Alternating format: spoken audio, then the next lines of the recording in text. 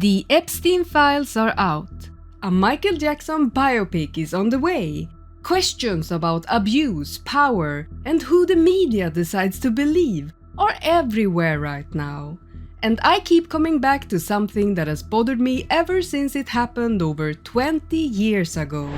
The 2005 Michael Jackson trial, and the way a jury's verdict managed to change almost nobody's mind. I said it's the biggest miscarriage of justice since O.J. Simpson, and he's gonna keep right on doing it.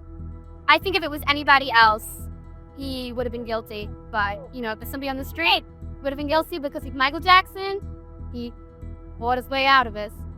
On the afternoon of June 13, 2005, a Santa Barbara jury returned verdicts on 10 felony counts against Michael Jackson. Not guilty, not guilty, not guilty. 10 times in a row, the same two words read aloud in a courtroom that had already been treated by much of the world's media as the scene of a foregone conviction. This is the facility where Jackson will be brought? Yeah, Dan, it's my understanding that they have a cell here ready for him. Really? They're already prepared? That they're prepared. Jackson wept. Supporters outside the courthouse released white doves. The anchors on cable news looked briefly, almost comically wrong-footed, as if a script had been snatched from their hands mid-broadcast. And there it is, all 10 counts, not guilty on all 10 counts. Clearly now, it's pandemonium out here among the crowd members. They are jubilant. And the doves were flying. What actually happened in that courtroom, and in the years leading up to it, is so much stranger, messier, and more interesting than the cartoon version most people carry around. The cartoon version says a guilty man bought his way free. The actual version involves a documentary filmmaker later found to have used forged bank statements to deceive a princess, a family whose prior sworn testimony contained admitted lies, a prosecutor who had been pursuing the same man for over a decade. So he failed to get an indictment in the early 90s. In the mid-90s, the district attorney flew to Australia and Canada. They're the only countries I know that he went to. He may have gone to others, looking for victims of Michael Jackson. He failed. They told him to get lost. He didn't do anything to us. He had a website at the sheriff's department looking for information on Michael Jackson. And finally got the case that you know about because it was tried this year. And as Professor Ogletree said, 10 felony counts, not guilty, 4 lesser included misdemeanor counts, not guilty. And a media machine so hungry for spectacle that it literally aired a puppet theater segment about an ongoing criminal trial. The cartoon may be easier, but the actual version is worth knowing. Before anything else, you have to understand what Michael Jackson actually was as a phenomenon.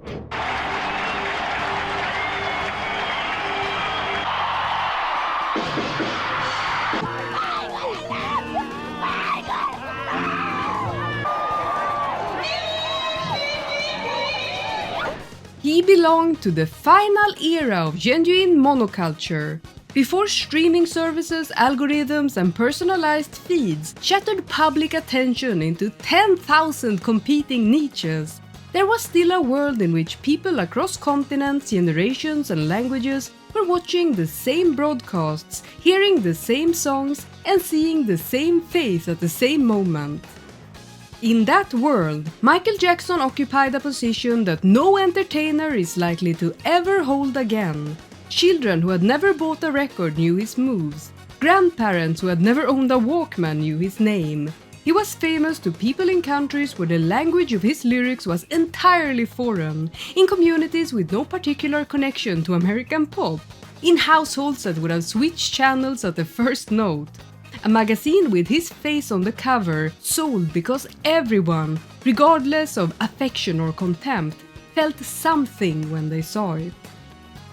His resources were extraordinary, the best lawyers, publicists, and advisors money could reach. But fame on that scale also turns a person into a target whose prosecution is treated as a cultural moment rather than a criminal proceeding. Fame, without major political influence and power over institutions, mind you, does not make a person untouchable. Ask Martha Stewart, convicted in 2004 on conspiracy and obstruction charges. Ask Winona Ryder, convicted for felony theft from a luxury department store. Ask Phil Spector, convicted of second-degree murder. Fame made each of them a better story. It did not save them from the verdict. If anything, being famous can make a prosecution more desirable and more aggressively pursued, because the outcome matters to more people and generates more attention. Michael Jackson's insane level of fame made him one of the easiest human beings on earth to destroy in public.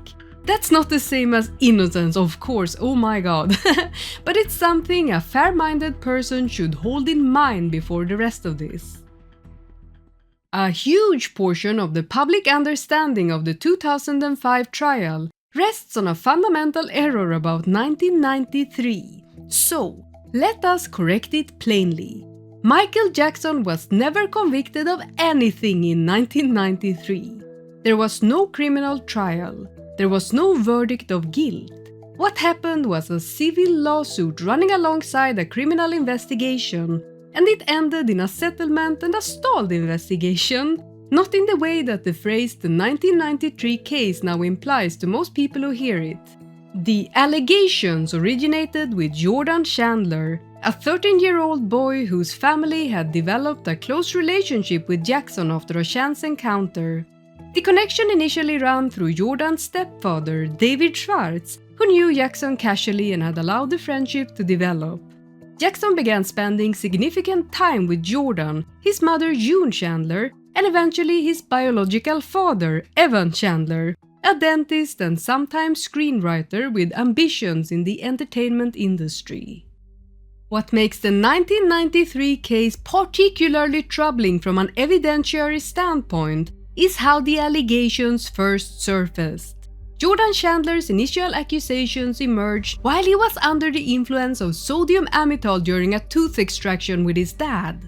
A sedative, sometimes called a truth serum, that has been widely discredited in legal and psychiatric context because it can produce false memories and make subjects highly suggestible.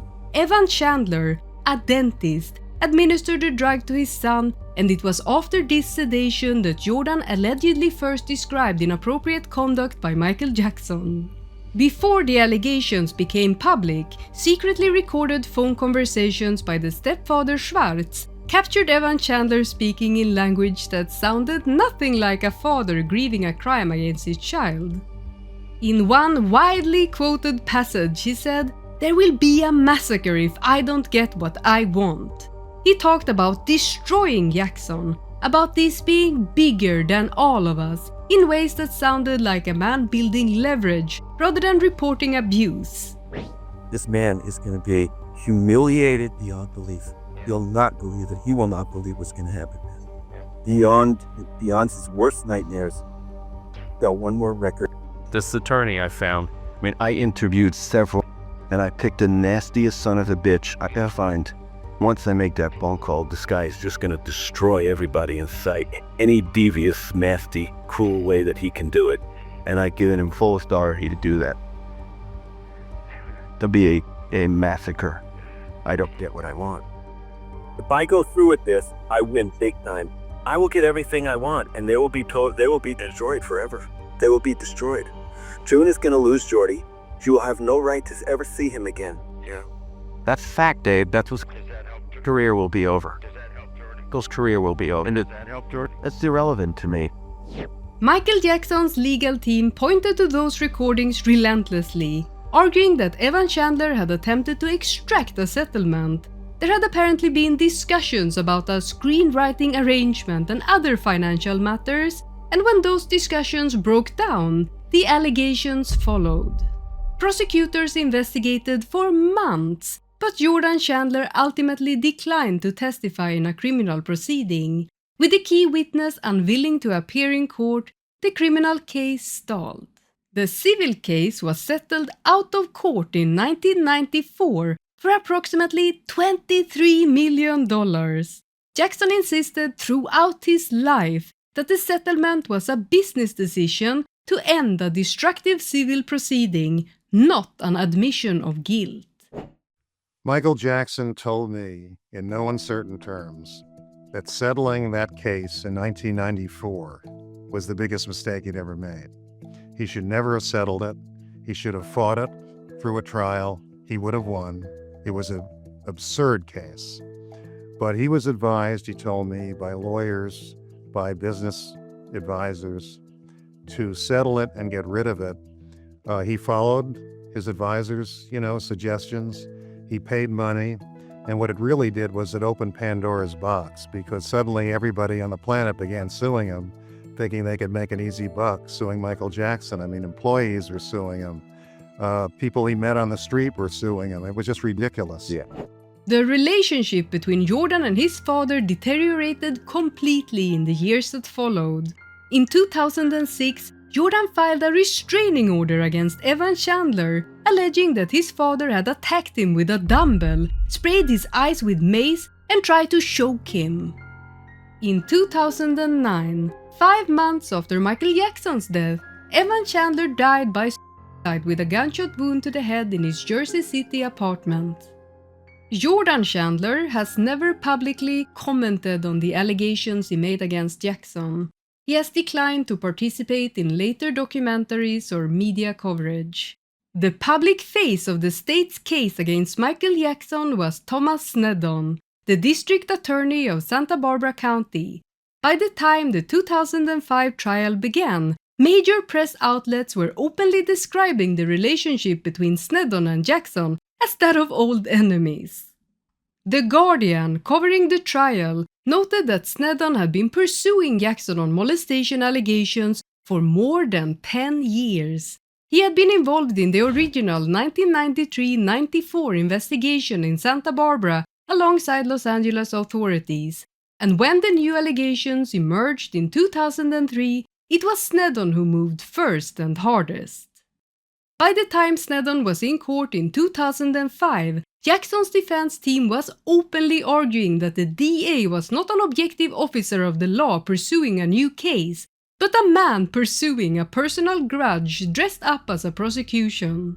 What do you make of what's your assessment of the performance of the prosecution in the courtroom? They were extremely aggressive and extremely prepared and very determined. I think their biggest problem was they were not objective about their case. They believed things they wanted to believe. They tried to prove theories that were absurd, and they tried to demonize Michael Jackson in a way which looked absolutely ridiculous when you really took a close look at the evidence. And they went way over the edge, and it hurt them. The Guardian also reported that the defense had actually sought to have Sneddon removed from the case on those grounds. That's how bad it was. Defense lawyers described him as obnoxious, abrasive, abrupt, and bullheaded. Former public defenders said the accepted strategy when facing him was to push his buttons because he was known to be hot-tempered and prone to overreaction. A Santa Barbara education advocate who had clashed with him over a truancy policy put it more bluntly, saying Sneddon would yell and scream and that he generally got away with it because no one wants to touch him. And no, of course none of that proves that his prosecution of Jackson was improper. Difficult personalities have pursued legitimate cases, but it does paint a picture of a man with a grievance and a target, and that's something to keep in mind once we delve into how the trial began and how the evidence started looking way thinner than the charges had promised. In February of 2003, ITV in Britain and ABC in the United States aired Martin Bashir's documentary Living with Michael Jackson. It showed Jackson holding hands with a 13-year-old boy named Gavin Arvizo. Children from other families have come and they've stayed in your house. They've stayed in your bedroom. Well, very few. But, some have. And they say, is that really appropriate for a grown man to be doing that? How do you respond to that? I feel sorry for them because that's judging someone who wants to really help people. Why can't you share your bed? But the most loving thing to do is to share your bed with someone. You know? You really think that? Yeah, of course. You're taking the position that you use every single night that you go into. You sleep and you're sharing it with another. He said, you can have my bed if you want. Sleep in it. I'll sleep on the floor. It's yours. Always give the best to the company, you know?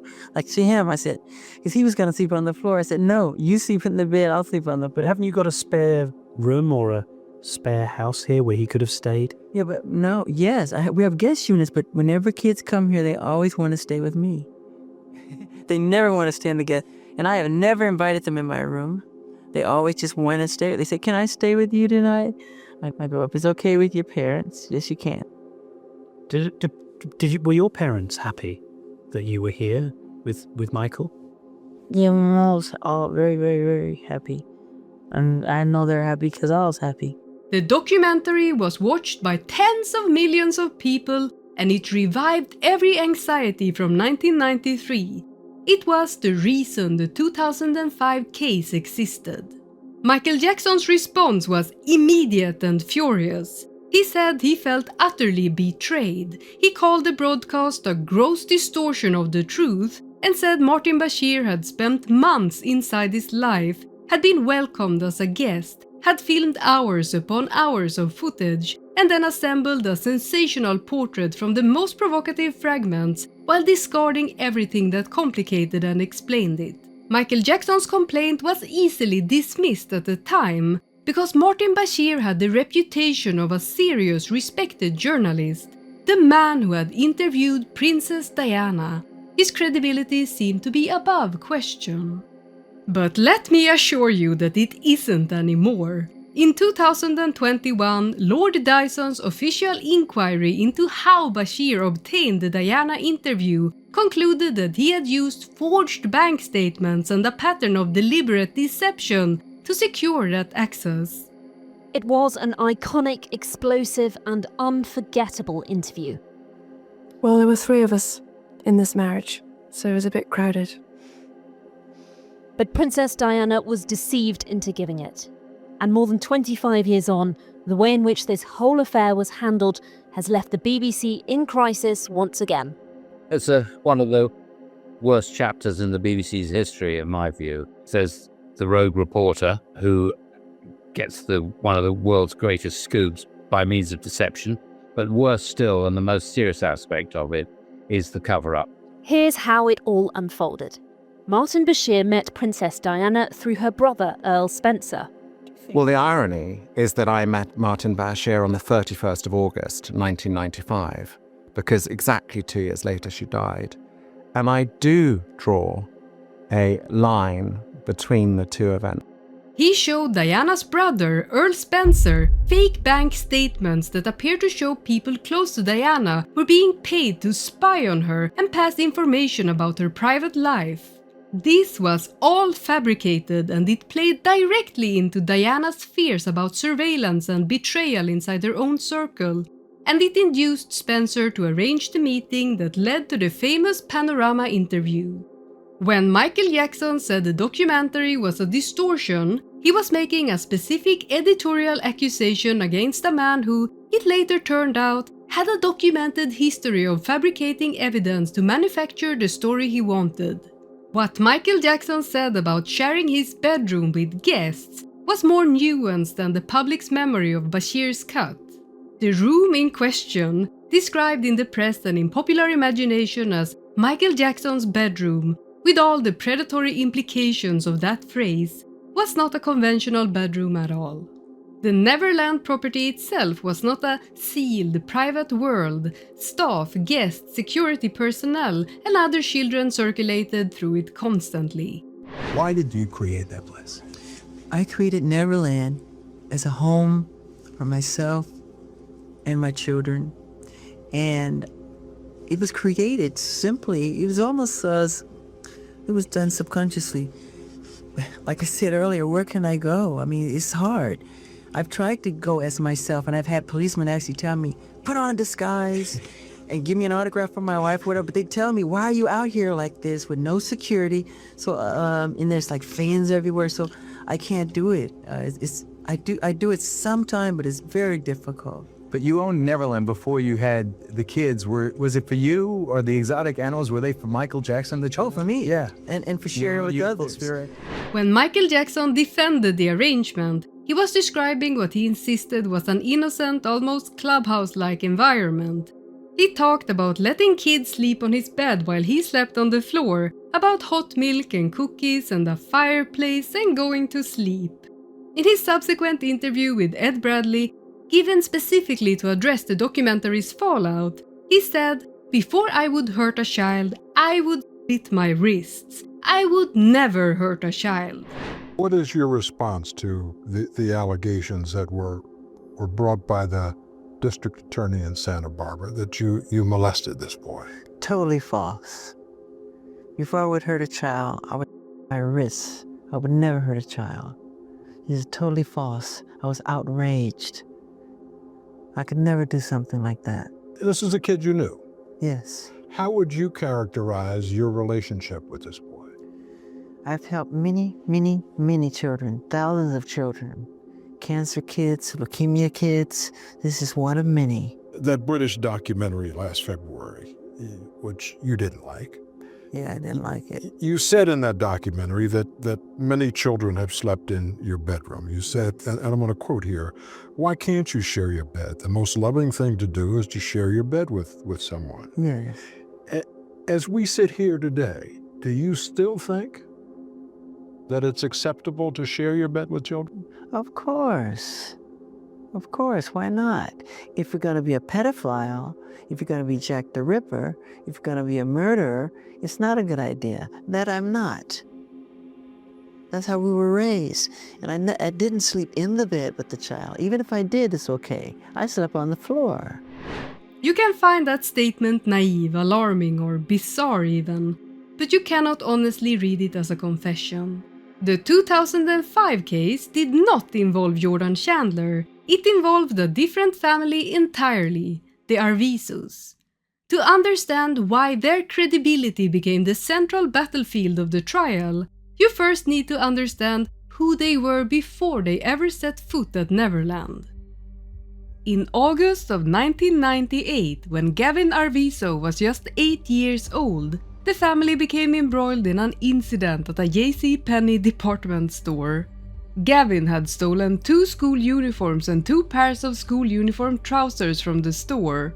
The security guards ran after the family into the parking lot and a scuffle ensued. But rather than facing any consequence for the theft, the family transformed the incident into a civil lawsuit against JCPenney, claiming the guards had beaten them and sexually assaulted the mother, Janet. 3 years later, in September of 2001, the store settled for $152,500. Janet's own attorney's paralegal, Mary Holzer, testified that Janet had later admitted to her that the bruises photographed as evidence of the assault had actually been inflicted by her husband David at home after the store incident, not by store personnel. Holzer said hearing a client effectively confess to fraud was scary, and that she had told Janet plainly, "You can't do that." Meanwhile, photographs taken by the police on the actual day of the altercation showed no injuries on Janet. The photographs showing bruises appeared a week later. According to testimony from David Arviso, the husband, Janet had gathered the family after the incident, had each of them write out their own version of the events, collected those papers, rewrote their stories into the version she wanted told, returned them to the children, and required them to read and study her version daily. The children were clearly coached. Having pocketed the settlement, Janet then committed welfare fraud. She applied for and received $18,782 in welfare payments, while failing to disclose that she had just received $152,500 from JCPenney and had $30,000 sitting in her bank account. She lied under oath in those welfare applications. Later in August of 2005, while the Jackson verdict was still fresh, she was charged with 5 counts of welfare fraud and perjury. She pleaded no contest and was sentenced to a fine and community service. None of this was known to Michael Jackson when Gavin first came into his orbit.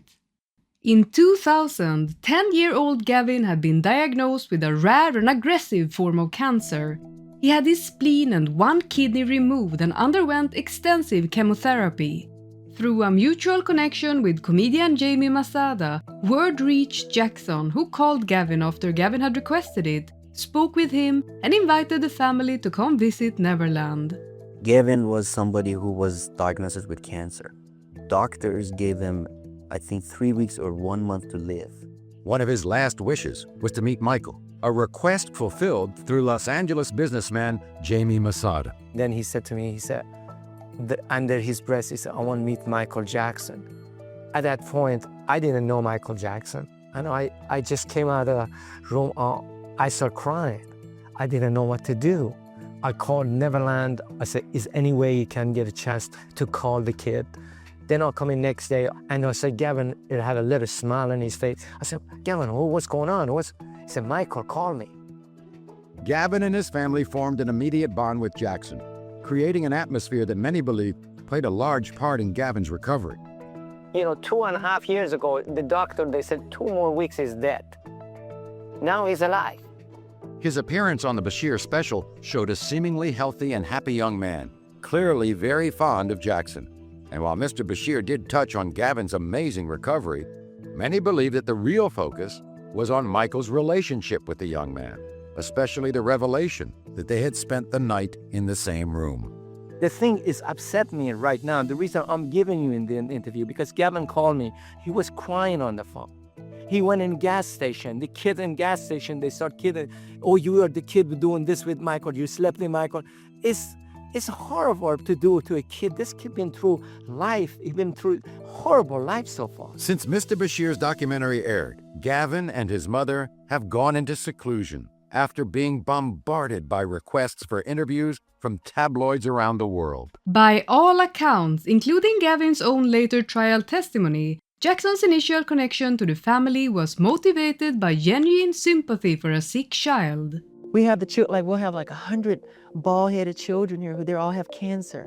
And they're running around and they're enjoying themselves, and it just make me cry happy tears that I was able to do that for them. It make me so pleased inside. Well, when I came here to about a month ago to shoot commercials with you for promoting tonight's event, one of the things that really impressed me the most, and I hope you guys are getting shot to this. I don't know how you are if all the cameras are on us, but we got other cameras.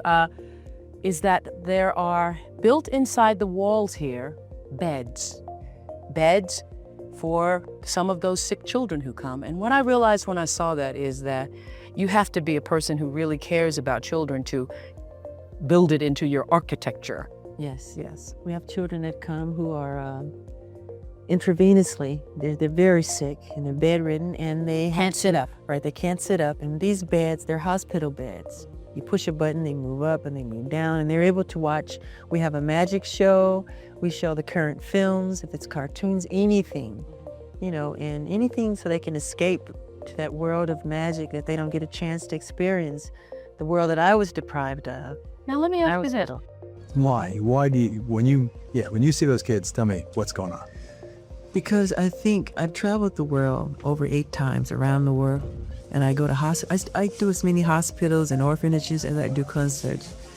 But of course it's not covered. That's not why I do it for coverage. I do it because it's from my heart.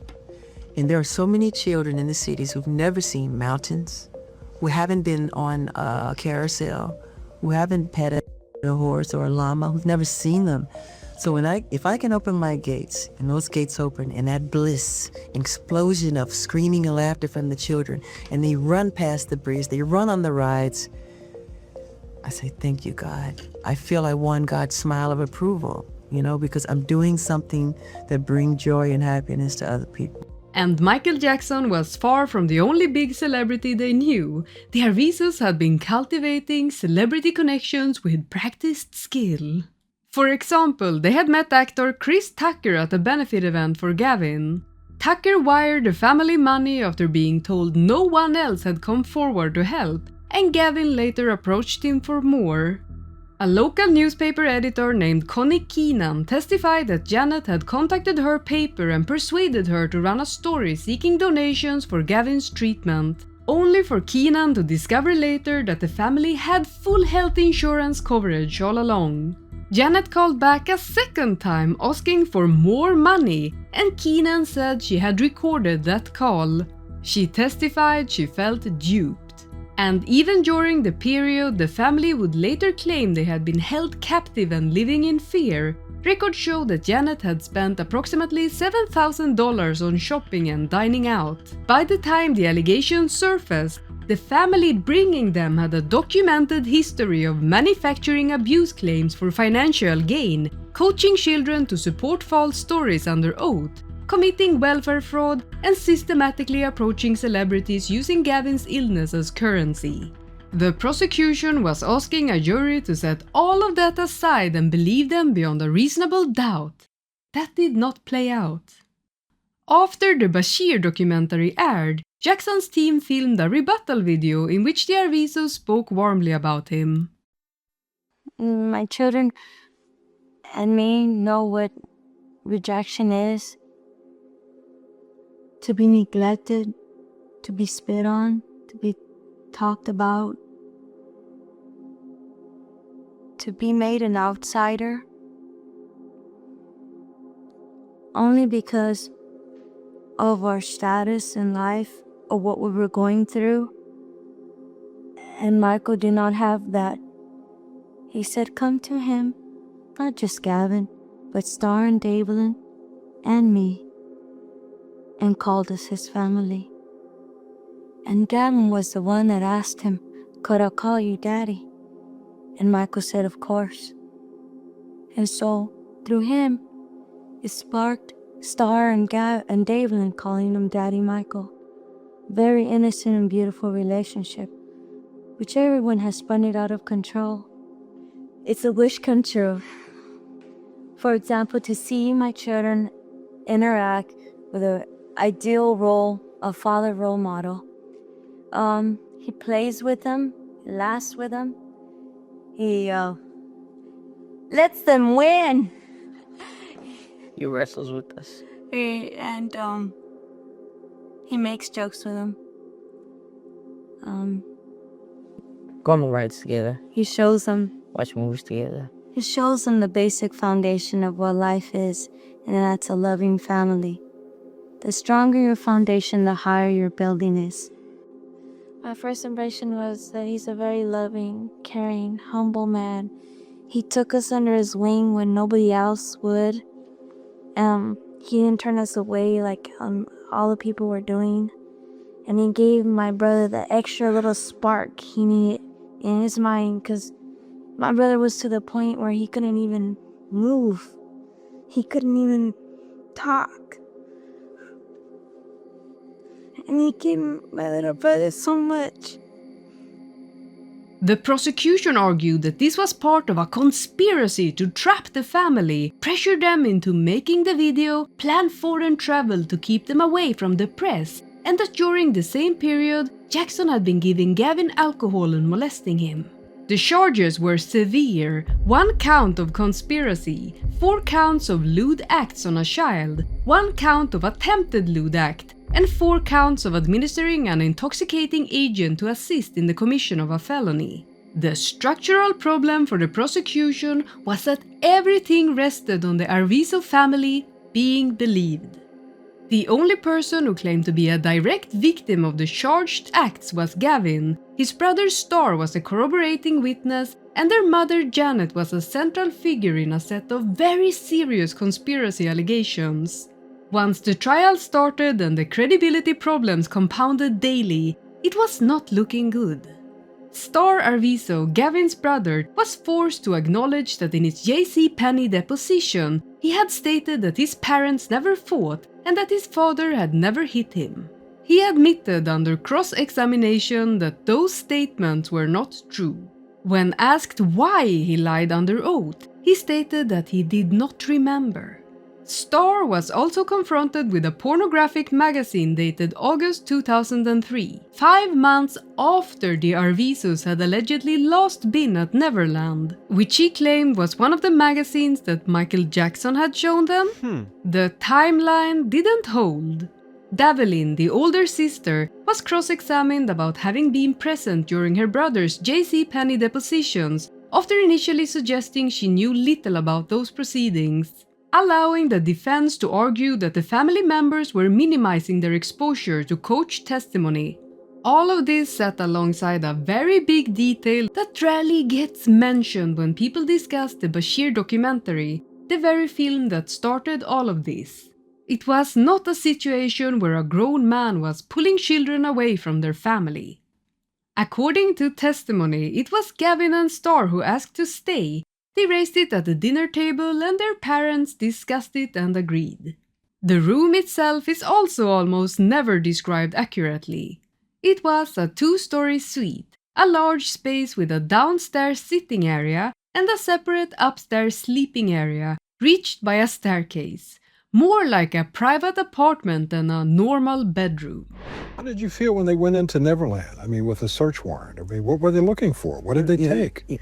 My room is a complete wreck. My workers told me, they said, Michael, don't go in your room. They were crying on the phone, my employees. They said, if you saw your room, you would cry. And they had 80 policemen in this room, 80 policemen in one bedroom. That's really overdoing it. They took knives and cut open my mattresses with knives. Just cut everything open. And I don't think I want to see it. I'm not ready to see it yet. So you haven't been back there? I've been back there, but not in my bedroom. I won't live there ever again. I'll visit Neverland. It's a house now, it's not a home anymore. I'll only visit there. On the night in question, Jackson's 2 eldest children were present, and so was his personal assistant Frank Cascio. By Jackson's own account, and consistent with what Cascio later confirmed, the 4 children shared a bed upstairs, while Jackson and Cascio slept on the floor. That is the arrangement Bashir filmed around, narrated over, and allowed the public to imagine as something far more sinister. Well, first of all, Larry, this notion that he sleeps with boys was a concoction by the prosecution. What he said very openly was that he allows families into his room. Now, his room is the size of a duplex. It's 2 levels. He's had mothers sleep there, fathers sleep there, sisters sleep there, brothers sleep there. The prosecution concocted this little saying about sleeping with boys because they thought it would turn off the jury. The financial picture kept getting worse.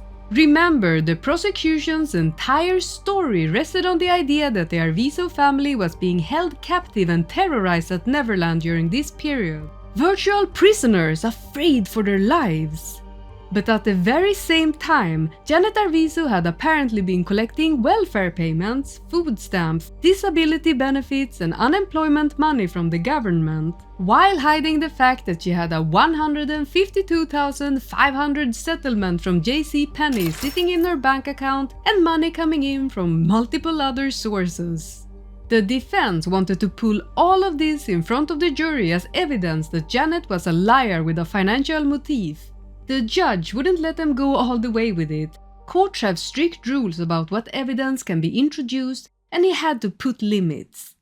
When Janet was asked certain questions on the stand about the welfare situation, she invoked the Fifth Amendment.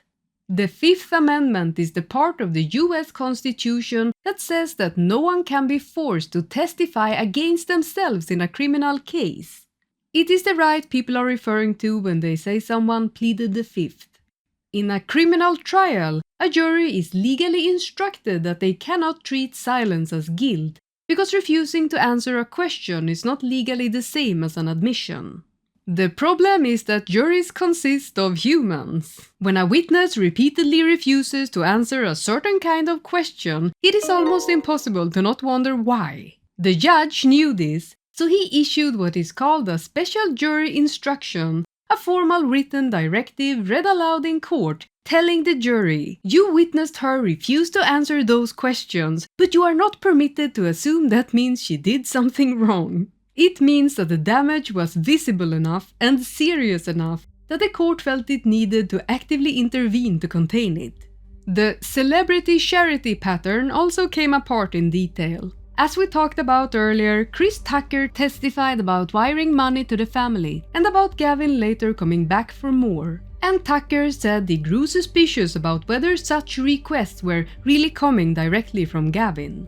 Louise Palanker, a comedy producer, had provided financial support as well. A welfare worker testified that Janet had failed to disclose the J.C. Penney settlement on her welfare application, filed days after the settlement was reached. The prosecution's closing claim was that Janet had never asked Michael Jackson for 1 penny, but it was fighting a tidal wave of evidence showing money flowing towards this family from every direction, with Gavin's illness as the engine.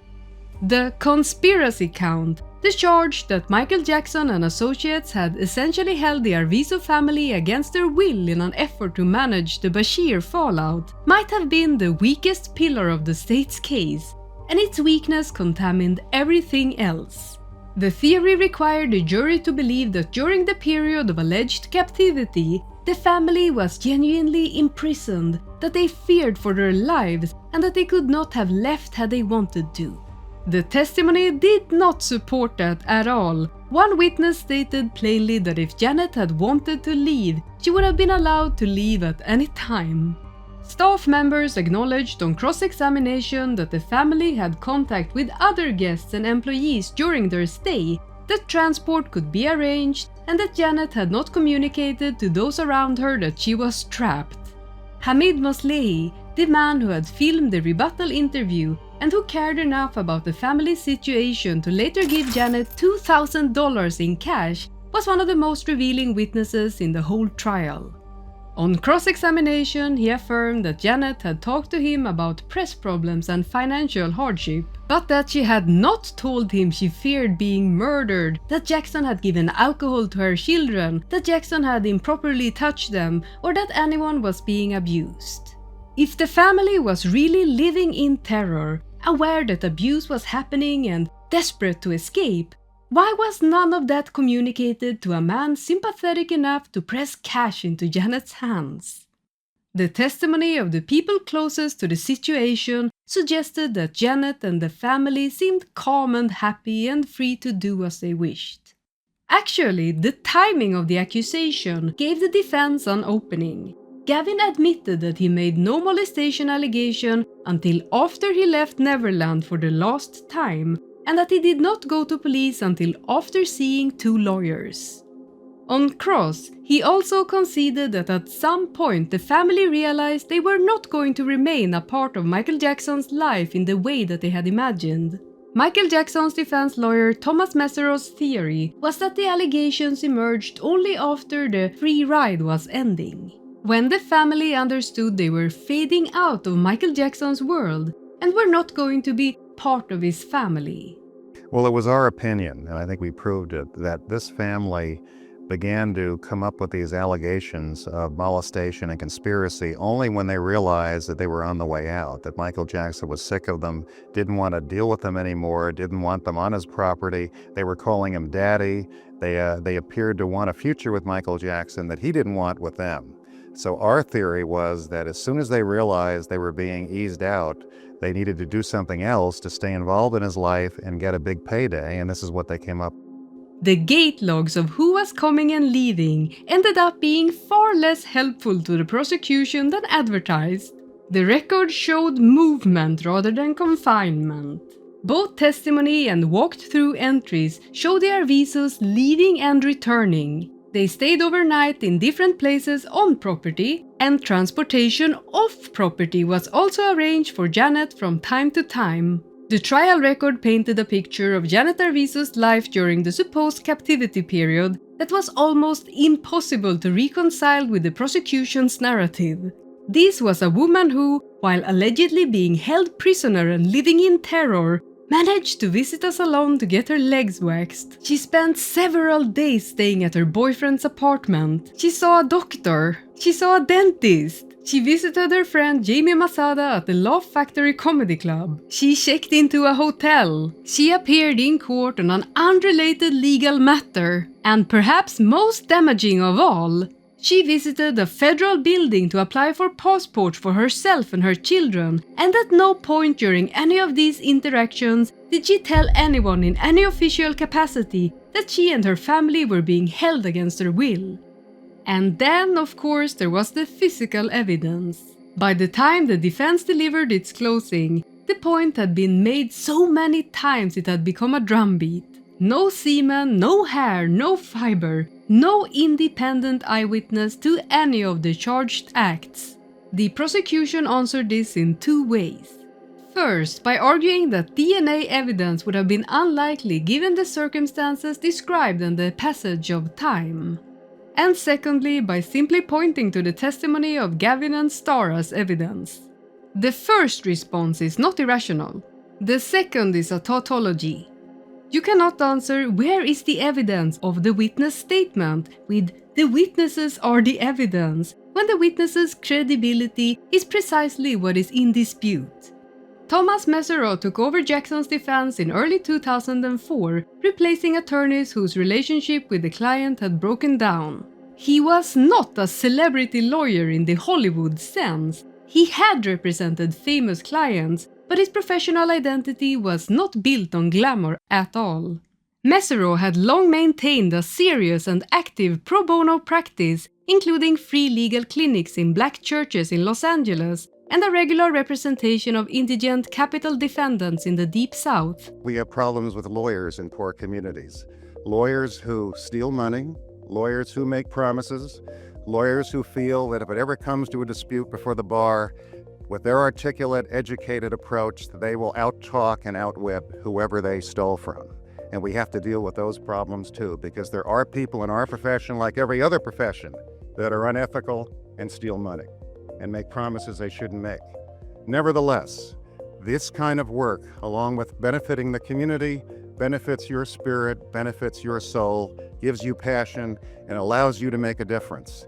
And I love free legal clinics, and I've encouraged others to start free legal clinics. He presented himself as a serious criminal defense lawyer who believed a man was being railroaded in a media-poisoned atmosphere, and he made that framing explicit from the opening statement. He told the jury that he would prove Michael Jackson was fully innocent, and he invited them to hold him to that promise. It was a calculated response to the problem of the room. The jurors had been living in the same media environment as everyone else. They had almost certainly absorbed some version of the prevailing assumption of guilt. Mesereau needed to reframe the entire exercise from "is he guilty enough" to "watch what actually happens when these witnesses testify." He was betting that the prosecution's case would not survive contact with cross-examination, and he was right. His cross-examination of Janet Arvizo in particular became the pivot point of the trial. He didn't need to prove that she was lying about everything. He needed to make a jury of 12 people feel that they could not be certain she was telling the truth about anything. And given what he had to work with, that wasn't a high bar. While all of this was happening inside the Santa Barbara County courtroom, something else was happening outside that deserves its own reckoning. The 2005 Michael Jackson trial was one of the most aggressively monetized criminal proceedings in the history of American media, and it was an active participant in shaping public opinion before the verdict was rendered. Entertainment Television aired daily half-hour reenactments of the day's proceedings, turning live testimony in a criminal trial into scripted performance entertainment. MSNBC debuted a segment called the Michael Jackson Trial Puppet Theater. Cable news channels ran hours of commentary, speculation, and analysis daily, presupposing guilt in the cadence of questions asked and the analysts selected. While the case against Michael Jackson picks up momentum, his fortune is reportedly gone. His career may be too. CBS TV postponed a special originally scheduled for next Wednesday. No word yet on how this latest scandal will affect sales of his just-released CD. I think Michael Jackson has flaunted his pedophilia one too many times. I think he's got a problem this time. A website called JackoSuicideWatch.com, archived and documented, invited visitors to bet on whether Michael Jackson would take his own life before the verdict, during deliberations, before prison or in prison. It was monetizing the possibility of a man's suicide in real time, and part of the cultural atmosphere in which a jury was supposed to deliberate impartially. During the trial, Michael Jackson's physical condition deteriorated visibly and publicly. Jury selection was delayed when he was hospitalized with flu-like symptoms. In March of 2005, he arrived late after an emergency hospital visit for severe back pain, hobbled into court wearing slippers and pajama bottoms, and came close to triggering the forfeiture of his bail. The media treated his physical collapse as another episode in the entertainment package, another image to add to the montage. His lawyers had to manage both the courtroom and the spectacle simultaneously, in conditions that would have been genuinely punishing for anyone. When people say, as they often do, that Michael Jackson's fame gave him an advantage in court, they are not wrong. He had excellent lawyers, substantial financial resources, and a team capable of mounting a sophisticated defense. But they never finished the sentence. Because he also had the full machinery of global celebrity culture engaged against him in real time and conditioning a mass audience to expect a guilty verdict before the jury had spoken. The only thing steeper than his rise was his precipitous fall. Thus you have Michael Jackson falling from the pinnacle of fame to little more than a sideshow freak. After 7 days of deliberation, the jury returned not guilty verdicts on all 10 counts. Not partly acquitted, not convicted on some charges and cleared on others, acquitted on everything. A CNN/USA Today/Gallup poll conducted around the verdict found that more Americans disagreed with the outcome than agreed with it. They had watched the reenactments, the puppet theater, the nightly commentary, and they had concluded what the media had spent months encouraging them to conclude. The 12 jurors saw something else. They sat through weeks of actual testimony and watched the prosecution's theory come apart under scrutiny. No second thoughts. Did you ever, any one of you, raise your hand if you did any one of you ever think guilty? That came up quite a bit, but after weighing the evidence and lack of, we realized that there wasn't enough. Several jurors gave interviews afterwards in which they expressed significant skepticism about the Arvizu family's credibility, particularly about Janet. Juror Eleanor Cook said she found Janet to be a horrible mother and raised questions about whether the children had been coached. Another juror said he had not believed a word Janet said. These were not the words of people who thought that a guilty man had slipped through on a technicality. They were the words of people who had watched the prosecution's central witnesses testify and found them unpersuasive. Sadly, the story did not end in 2005. It has a postscript that is in some ways the most contested chapter of all. Wade Robson was a dancer and choreographer who had known Jackson since childhood. His family relocating from Australia in the early 1990s, partly because of that connection. At the 2005 Michael Jackson trial, he testified for the defense. Under oath, he said Michael Jackson never abused him. Absolutely not. Describing roughly 20 childhood visits to Neverland, sleeping in Jackson's 2-story suite on the majority of them, nights spent watching movies, playing video games and talking. Jackson died in 2009. 4 years later, Robson filed a civil lawsuit claiming abuse from age 7 to 14. James Safejack, who had appeared in a Pepsi commercial with Jackson as a child, followed the next year. In 2019, both became the central figures in HBO's Leaving Neverland, which reignited the global debate with considerable force. The lawsuits were initially dismissed on statute of limitations grounds, then revived after California changed its law, extending the window for childhood sexual abuse claims against third parties from age 26 to 40, and allowing cases to be filed against corporations rather than the deceased individual directly. Those refiled cases were then dismissed on summary judgment by 2 different judges, on the grounds that Jackson's companies had no legal duty to the plaintiffs and no ability to control his personal conduct. Each dismissal was appealed. The cases remained active, with Robson and Safejack seeking $400 million in damages. Leaving Neverland was quickly removed from HBO's platform in 2024 after the estate settled with the network. Delayed disclosure is real and cannot be dismissed. The psychological research on how survivors defend abusers publicly for years while still processing trauma privately is well documented. But the accounts themselves have factual problems that go beyond the ordinary imprecision of memory.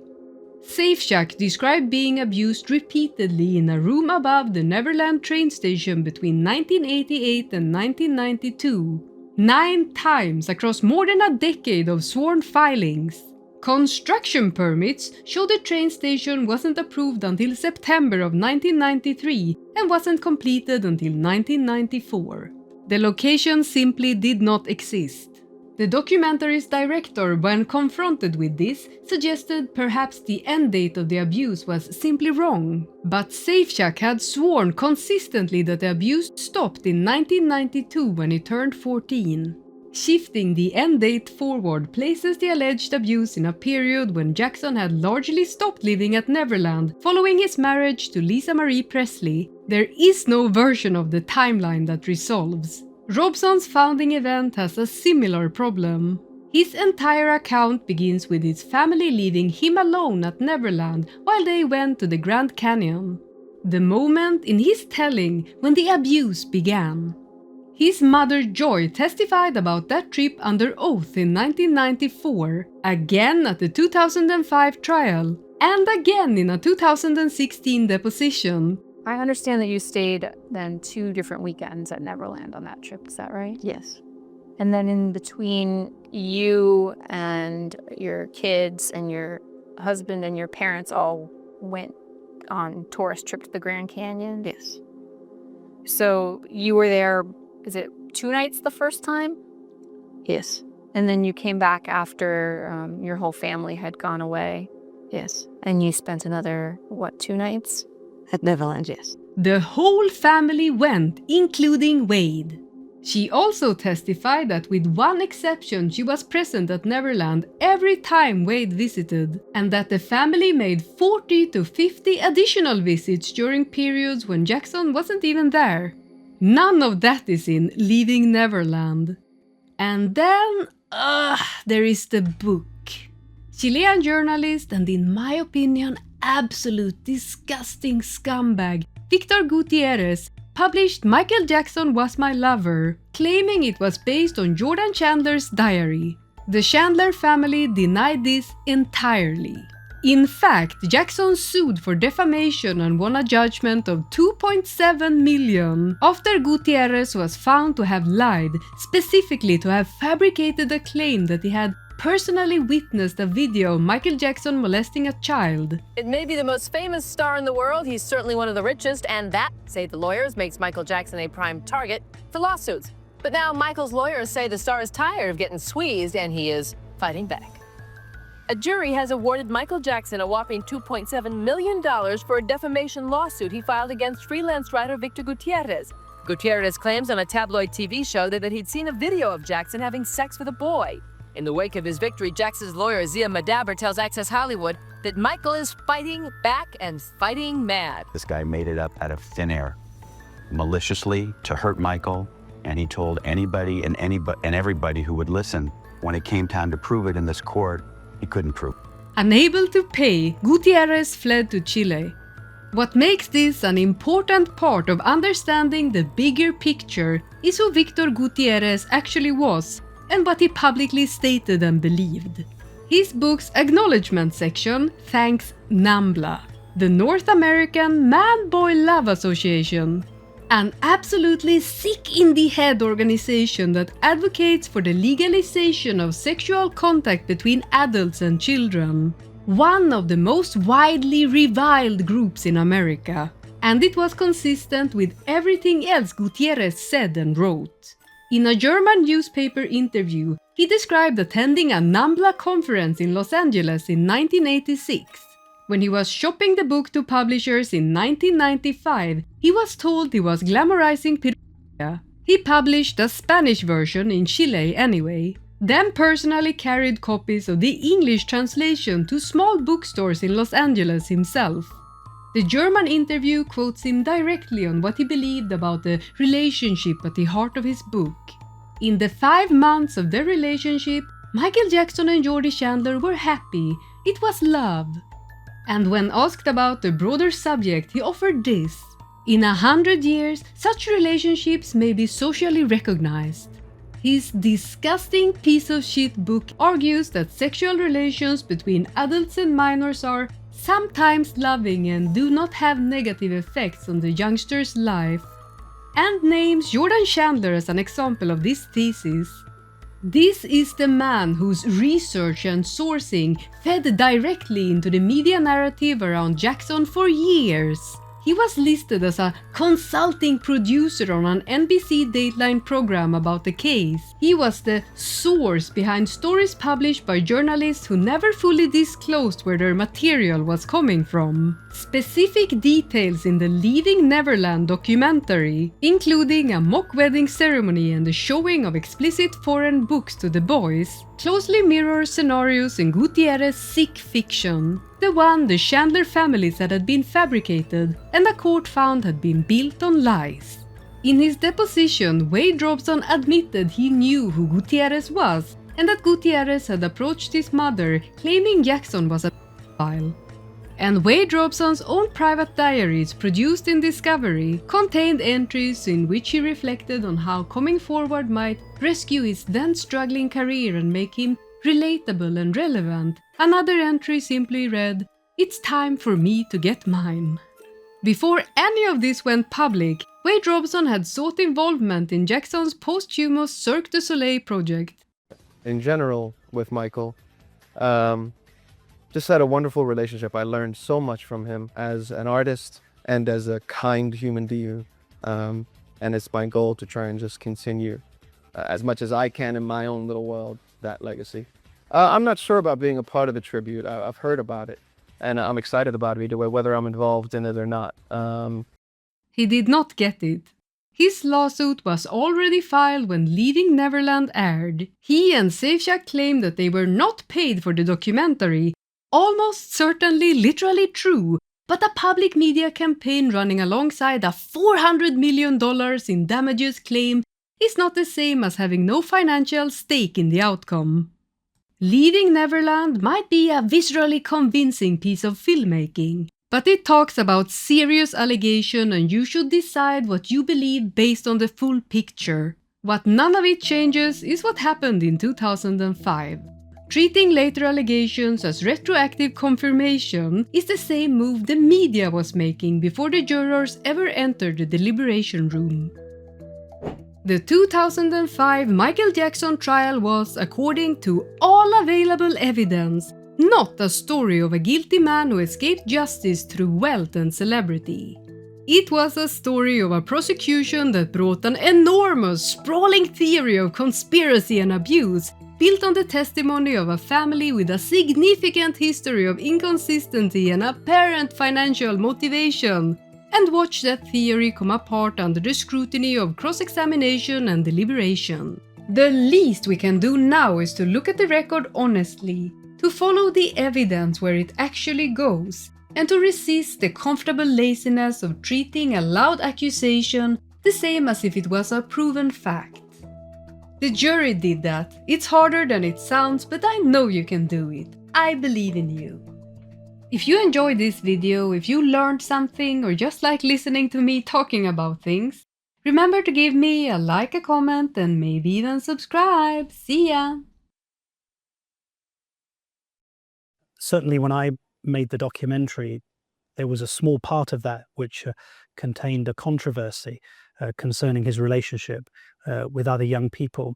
But the truth is that he was never convicted of any crime. I never saw any wrongdoing myself. And whilst his lifestyle may have been a bit unorthodox, I don't believe it was criminal. And I think the world has now lost the greatest entertainer it's probably ever known.